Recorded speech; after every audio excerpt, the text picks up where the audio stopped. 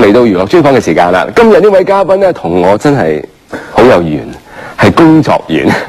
佢就係鄭子誠。Hello， 子誠你好。Hello， 你好。Hello。喂，我哋由電台係同事，到而家喺電視台又係同事，哇，10幾年啊，真係。我諗唔到咧，喺電台同你告別，但喺電視再同你告別，即係呢樣幾得意嘅真係。係幾年？幾得意，真係呢個感覺係。喂，咁其實講翻咧，即係你本身啦，嗱，你係電台、電視、配音3樣嘅工作為主啦。咁不過我知道原來你細細個咧，你最初嘅夢想咧，你唔係呢3樣嘢㗎，你係想做建築師㗎。係。其實點解咧嗰陣時？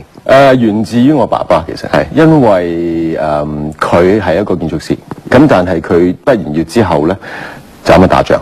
哦。咁啊邊有嘢建咧？只係拆嘅啫。或者咁，所以嗰陣時佢就變咗好似當我大個少少嘅時候，同我講，咁我成日覺得好似真係做仔咧，好傳統地希望可以承接到爸爸所做嘅嘢咁樣，咁所以一直希望可以做建築師。咁但係後來奈何，即係自己原來呢方面嘅天分加上成績都唔係可以做到建築師嘅，即係所以就放棄咗呢一樣嘢啦。係啦，冇錯。係。不過你大學畢業嘅時候咧，之後就走去做咗呢一個櫥窗嘅設計師。冇錯。係。其實點解會走去做咗呢一樣嘢咧？因為你自己有興趣。哦。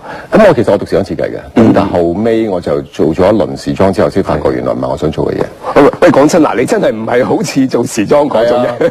但嗰時我群埋晒一班，都係好 artistic 嘅人啊。係。咁着到好靚。一個錯覺嚟嘅自己。咁你群埋班朋友全部都係好有設計天分嘅，搞到你自己都以為自己係有呢方面嘅天分。咁就喺佢哋嘅感染底下就讀咗呢樣嘢。咁點樣出嚟真係唔係呢樣嘢。係。咁後尾咪轉咗去做櫥窗。係咯。咁櫥窗做下，係咪跟住咧你又放棄咗，然之後就入咗去電台？做呢個兼職啊？櫥窗同電台同步進行緊。同步。我做緊櫥窗嘅時候咧，有一日或者有一次，我知道我喺加拿大嘅。係。咁佢就有嗰啲多元文化電台咧招請 DJ。咁其實我就今日試下姑且試下去應徵下咯，因為我自己儲埋好多黑膠唱片。係。咁諗住可以播下，喺節目裏邊順便利用埋晒自己咁辛苦儲翻嚟黑膠，可以同人。